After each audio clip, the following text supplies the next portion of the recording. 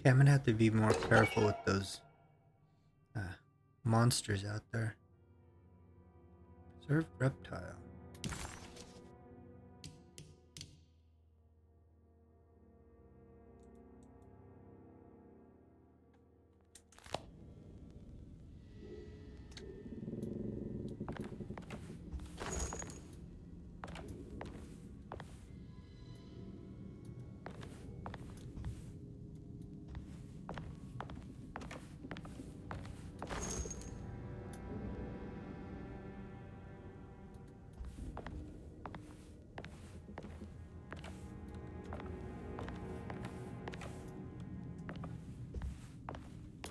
Is that for outside?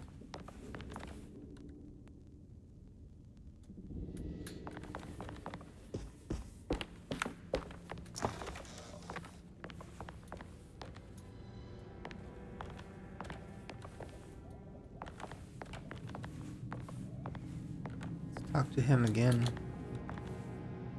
Are you staying here? For a while. Want to see if Jeremy shows up.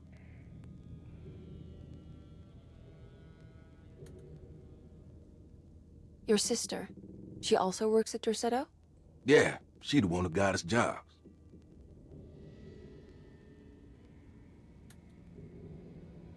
Be careful, okay? You said it, miss.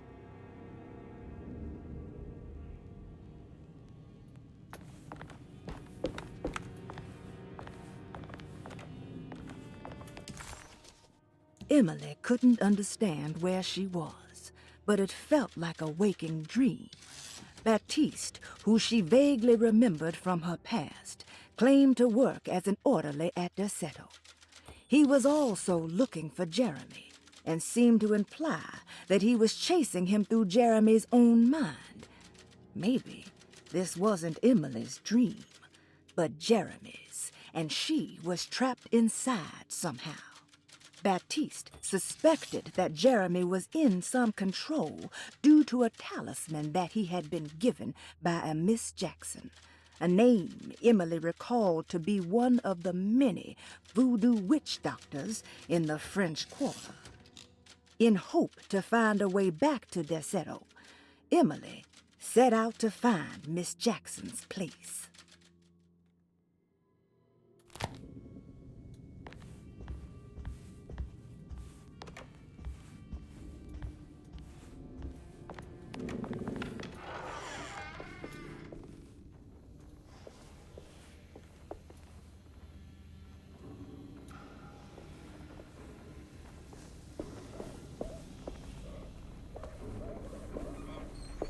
I can't go that way.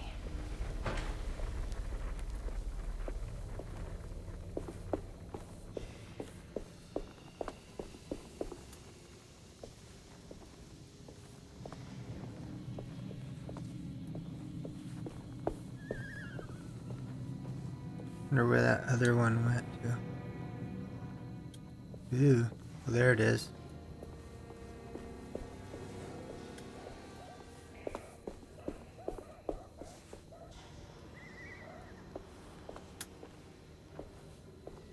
What is that?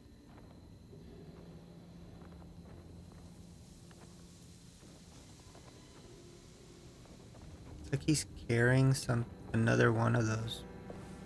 Two of them stuck together. Does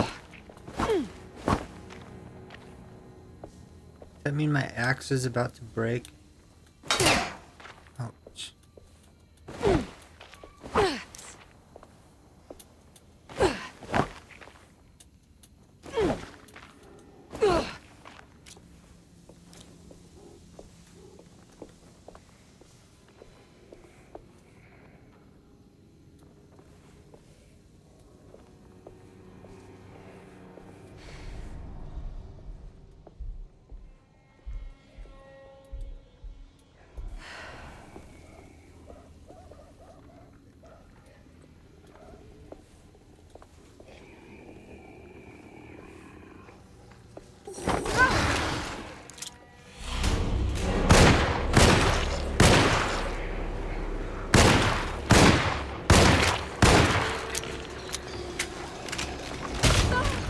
Run! Did she not run while she's reloading? Oh, and it pukes too, just like in Silent Hill. Run.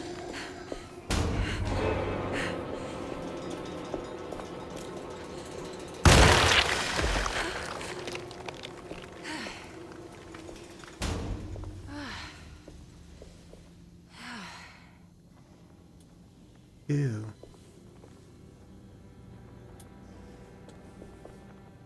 Kind of gross mutation.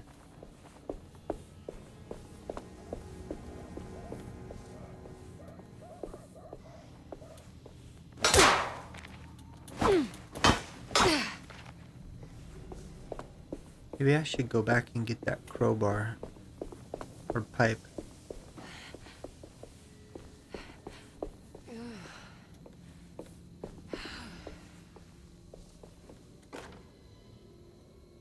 There's no break symbol on this one.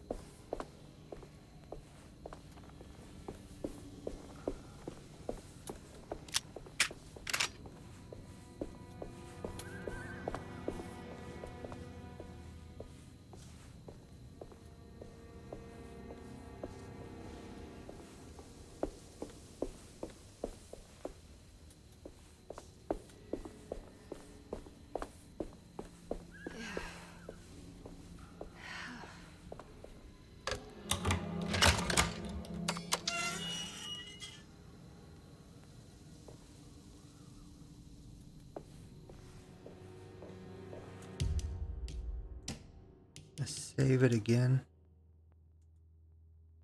There we go.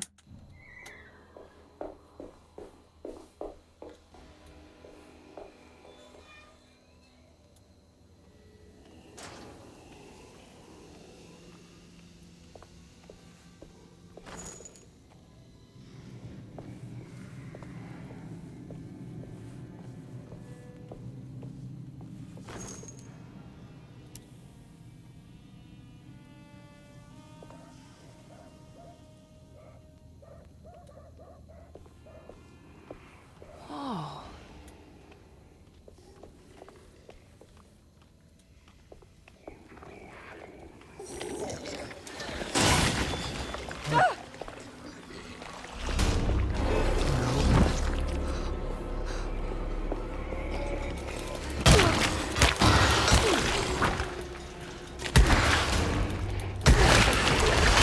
My weapon broke!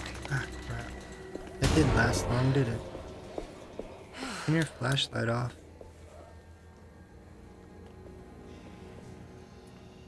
Another one up there.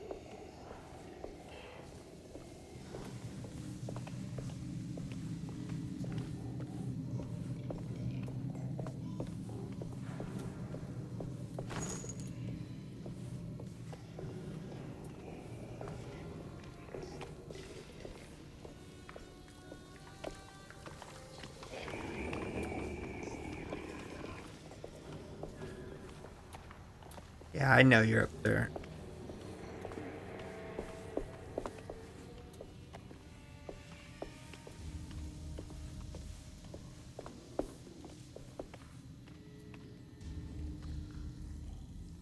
There he is. He's coming down.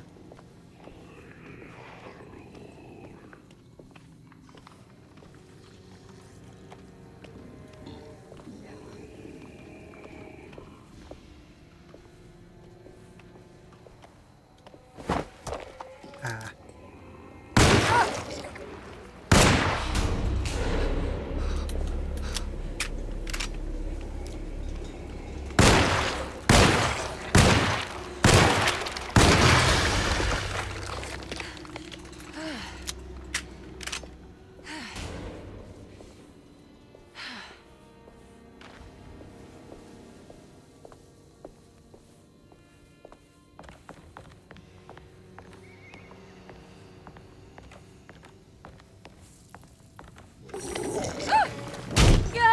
What?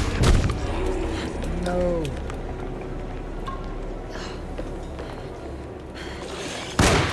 Ah.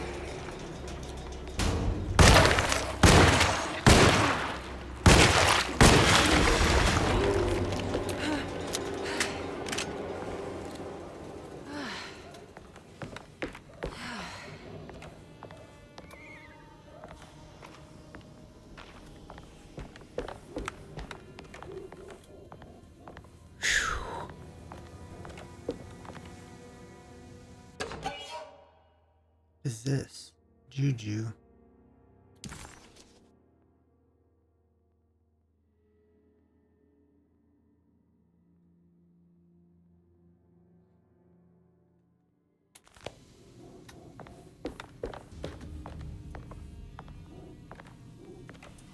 We missed something down here. Let's see.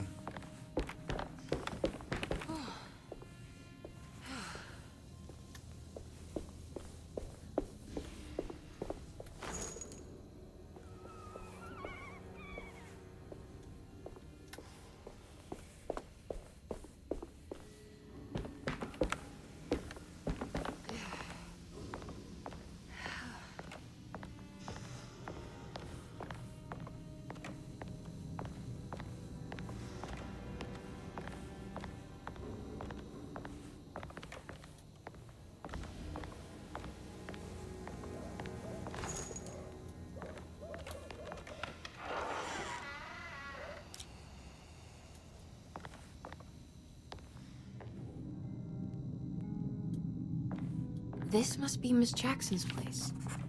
Let's see if we can find out more. It looks exactly like Jeremy's talisman.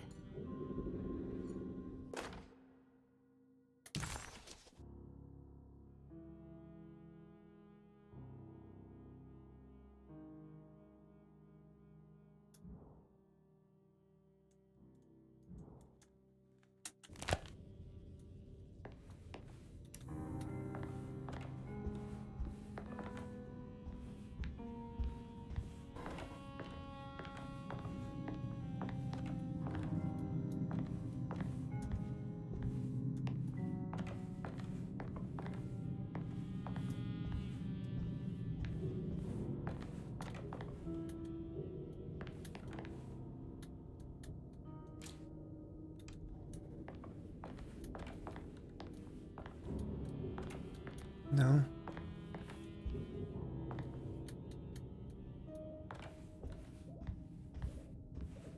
Hmm.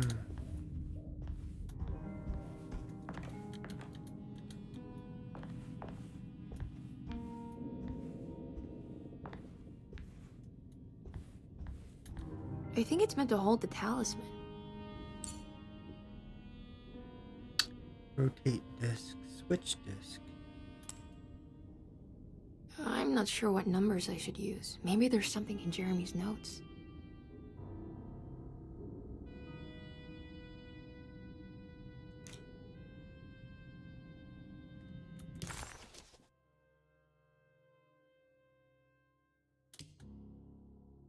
Jeremy's warning.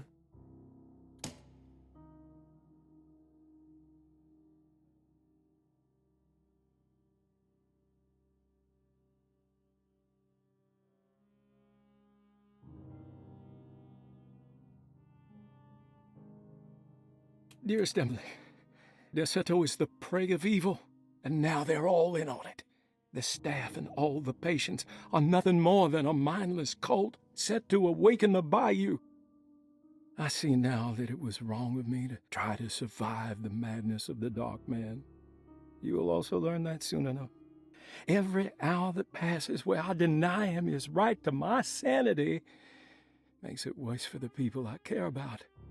He perfectly staged his world in order to conduct my fall. And I have to fall, Emily. Stay away, my dearest niece. Stay as far away from Derceto as you can. Someday you may understand what I've done. May God forgive me.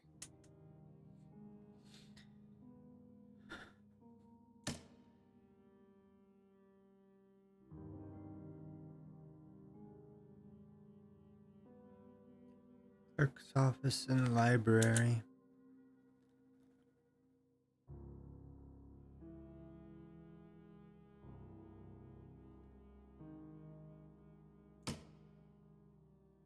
$358. Talisman with black sunstone. An ancient navigational tool found inside a cheniere along the Bayou Tonk. The old grave was uncovered by oil riggers and said to have unleashed a vagabond devil that massacre didst find us. 3 numbers are needed to span a bridge between the scapes of dream and memory, according to Stern. Not where I want to be, but it's a start. 3, 5, 8.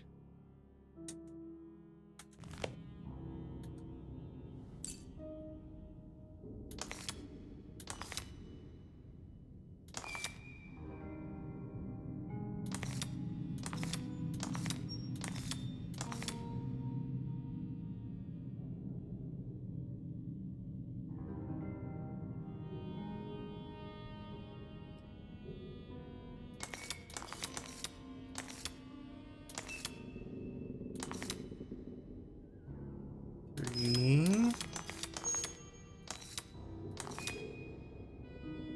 Let's see.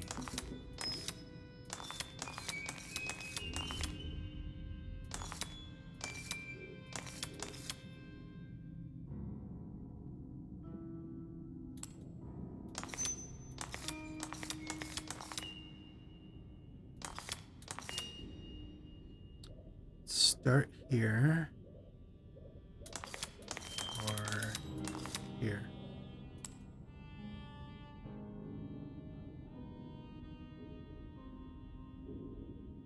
Three, 5, 8 from where? Here's 3. But where should it point to?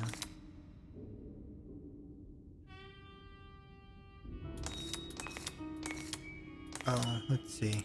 I get it. I'm not looking to the right. 3, 5, 8. What's that picture in the glass? Where is that?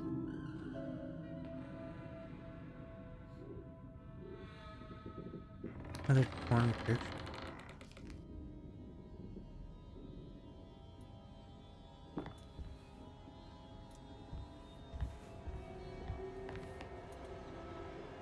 Good to see you again, Miss Hartwood. Mrs. Thompson told me you were here. She also alerted me that you brought a detective with you. I'm very curious to hear what this is all about. You don't remember me, do you, Miss Hartwood? We met at your family's house in the Garden District, when your uncle was about to be admitted under my care. No, I remember. Sorry. I'm not really feeling well. Oh, well, in that case, have a seat. Let me make you a drink. I don't seem to have made much of an impression on you. On the other hand, I can vividly recall you and your parents. Because of our cheerful disposition, I'm sure. You are far too intelligent to think that. You come from a joyless family, Miss Hartwood. The only amusement I took from my visit was discovering that the young lady's drink was an old-fashioned. Very astute. Is that supposed to make you seem attentive or intelligent? Whatever you prefer. Are you ready to tell me why you are here, Miss Hartwood? And why you brought a detective? I received a letter from my uncle. He seems certain that he was in danger here. If I find out you're treating him badly, I'll be taking him back with me to New Orleans. Really? Is he going to live with you in your tiny garçonniere? That would be a spectacular way to ratify your spinsterhood. Because you are well aware that your father would never let him back in his house. No, I have it. Maybe you can bring him back up north. You've been wanting to move back for quite a few years, haven't you? You always preferred your mother's side of the family. Jeremy is free to leave with you. I won't object. However, there is one problem, as you might have learned. He is, in fact, missing. Do you know where he could have gone? No, I'm afraid I don't. I have my staff looking for him. I'm sure he will show up eventually. Especially if he learns that you are here. He is quite fond of you. What can you tell me about his condition? I never heard a proper diagnosis. What is your medical opinion of him? Well, let me think. He is an anxious man, depressed, even.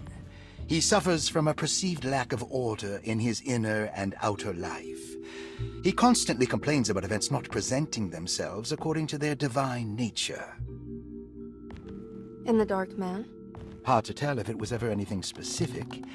Jeremy uses the Dark Man as a psychological scapegoat to avoid facing the truth that he is in any way at fault. You don't think there can be any truth to the Dark Man's supernatural existence? Why would you ask that? Can we ever be sure? If the Dark Man is some sort of evil presence that is in possession of Jeremy? Well, I assure you, any evidence that you experience supporting that claim is purely delusional. Don't get caught up in mass hysteria, Miss Hartwood. You wouldn't want to take your uncle's place in this hospital, would you? I'll be leaving now, Doctor. I need to keep looking for my uncle.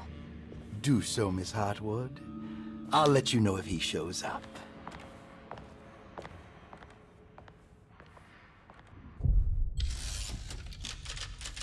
Two.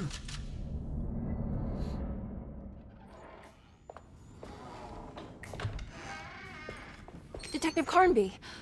God, I'm glad to see you. I was afraid you had left. Me? You're the one who just disappeared. It's hard to explain. I think I blacked out. It was like I went somewhere else. It's okay, miss. You're clearly upset. No, I don't know what's happening. This is a very stressful situation for you, I understand. Ugh, no, you don't understand. Just take a deep breath. Why don't you sit down, smoke some of the Perique? If you want, I could even drive you back to New Orleans. I just want to have a talk with Dr. Gray first. I want to stay. I found a talisman just like the one in the painting. I think I might be able to figure out where Tarawea is, where Jeremy wanted to go. That's great. Just stay out of trouble, okay? Let me handle the investigation.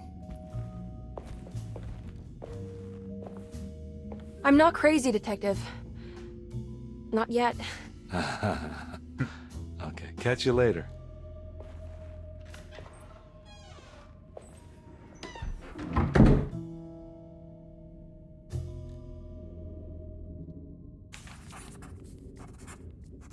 If a talisman like this can open up doors between the French Quarter and Derceto, then maybe Jeremy is hiding in some strange other world. Like Tarawea, the place he mentioned in the book. No matter where he is, it's clear that my search won't be limited to Derceto. I like a good mystery. I keep pushing F5 to quick save. It's not gonna work. So we're back at Derceto. Obsolete items have been archived. Okay. Despite making a fool of herself in front of Dr. Gray and Detective Carnby, Emily felt surprisingly invigorated. She felt absolutely sure that it was her manipulation of the talisman that had brought her back to Derceto.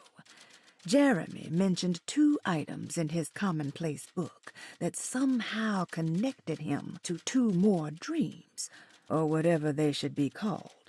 If Jeremy had 2 more worlds open to him, then maybe he would hide there if he was scared.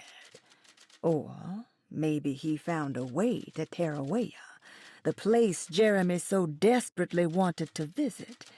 Excited to follow up on her clues, Emily set out to find the old clock and the boiler.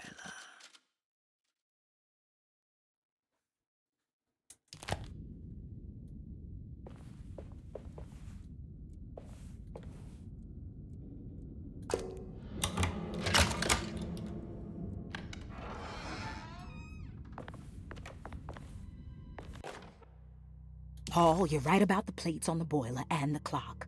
They have been sabotaged, and I think I know who did it.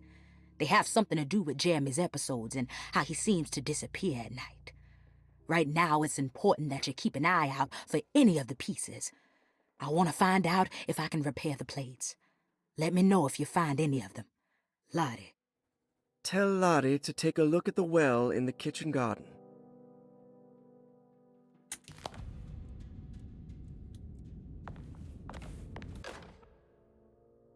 Dr. Elmore Lee Gray is Derceto's chief doctor. Accounting and all administrative work is handled by me, Paul Waits. Magdalena Thompson, or Mags, is responsible for the household. Jean-Baptiste and Charlotte Tabois are responsible for keeping the guests' medical regimens in check. Finally, Jack Chance is our gardener, who can occasionally be seen in the conservatory, but is for the most part busy outside. There are currently 6 guests at Derceto.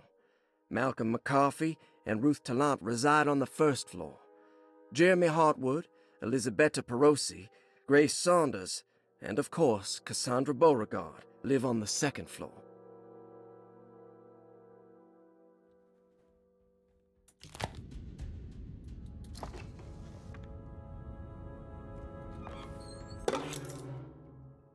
Room key.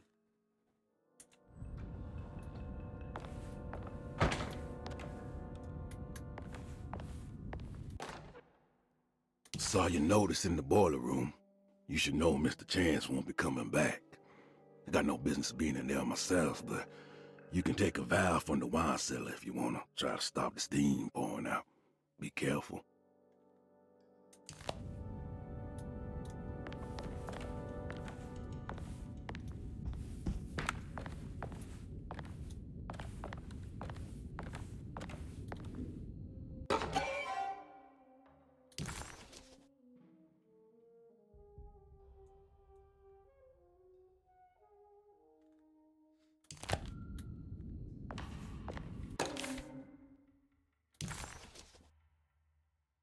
Patient files, huh? Cassandra Beauregard, the beloved author. Very exciting, isn't it? What do you want to put down for reason for admission? What her agent told us. Cassandra suffers from writer's block and needs to finish her moving picture script before the end of June. Mr. Chardot suggests Cassandra's heavy use of barbiturates is holding her back and risks ruining her career. And how should we summarize her personal history? Let's keep it short. Cassandra Beauregard is a beloved crime author who managed to pull herself out of poverty and into stardom. 5 years ago, she tried killing herself by jumping off a balcony. The incident left her a cripple, and now relies heavily on her wheelchair. And for diagnostic impressions? Cassandra suffers chronic back pain following her suicide attempt. She self-administers morphine to keep herself ambulant, but has become addicted, and the desired effect is now lost. The drug abuse clouds her mind, and she is unable to focus on real life. To save herself from this insight, she instead makes up stories to fill out the gaps in her own thought process, resembling the Korsakoff syndrome. Oh, bravo, Doctor. How will you treat her? First of all, she needs to be weaned from her drug addiction, and hopefully it will resolve her compulsive lying. Then look into permanently numbing her pain in her back through surgery. Finally, deal with her suicidal thoughts. Fantastic. With such a short time before June, I really hope she gets better soon. We will do what we can. Grace Saunders, 11 years old. Reason for admission? The mother insists on strict supervision by a proper gentleman to avoid further perversion of Grace's adolescence. Personal history?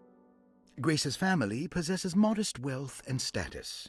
Her childhood seems ordinary, spending most of her time with private teachers and family friends. Grace's father recently passed away, leaving her mother the sole caregiver. And diagnostic impressions? Grace has trouble dealing with her father's death. She is willingly suppressing her feelings on the matter and isn't properly acknowledging the trauma she suffered. Any planned treatment? Grace needs nothing out of the ordinary. She simply needs parental guidance. Eventually, we can work on her feelings toward her father. Thank you, Doctor. I'll finish the paperwork and get her installed.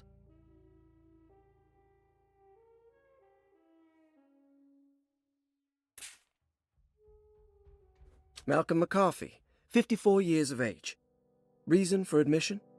McCarthy admitted himself to Derceto, stating simply that he needs some damn rest. And personal history? McCarthy claims he used to work as a lawyer in Baton Rouge, but says he can't go into details because of some legal dispute. His background remains largely a mystery, except for the occasional clue that he drops in conversation. Huh. And diagnostic impressions? McCarthy is an anxious man and an alcoholic.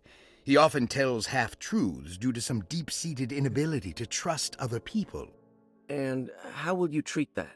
McCarthy will take some time to open up.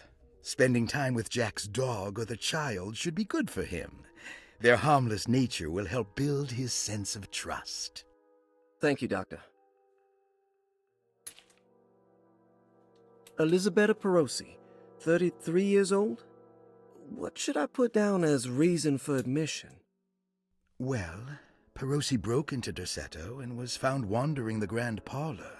She was confused and suffered partial amnesia. She insisted she belonged here and offered to pay for her stay.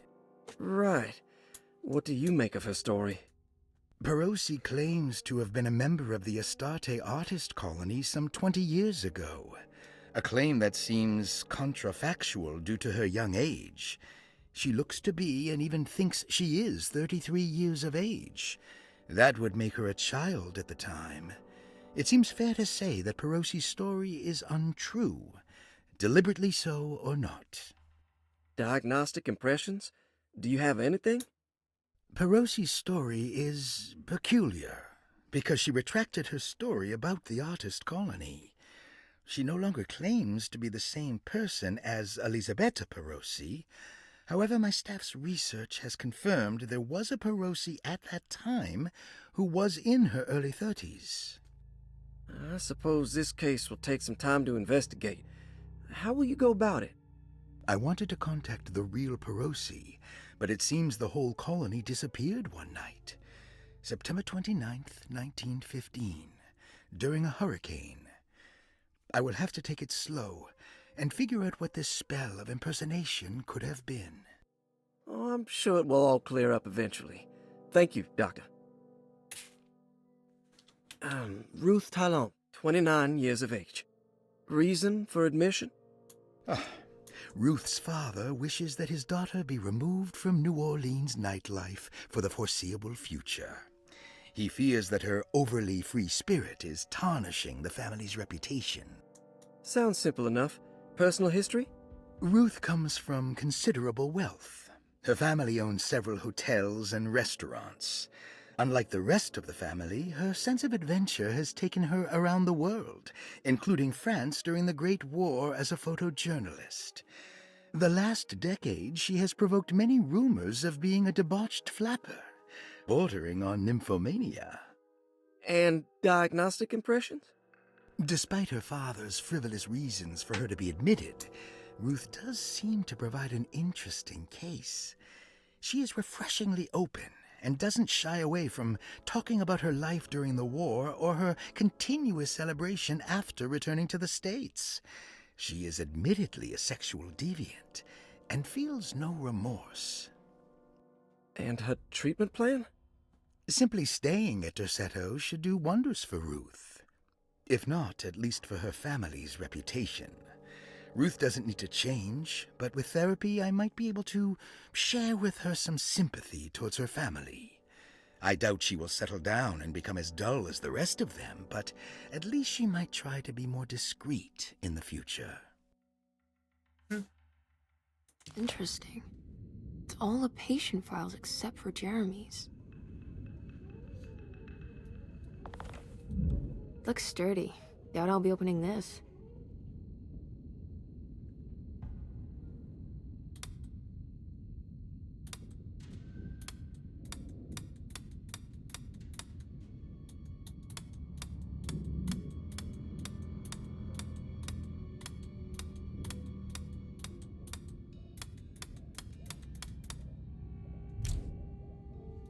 I'll need the combination for that.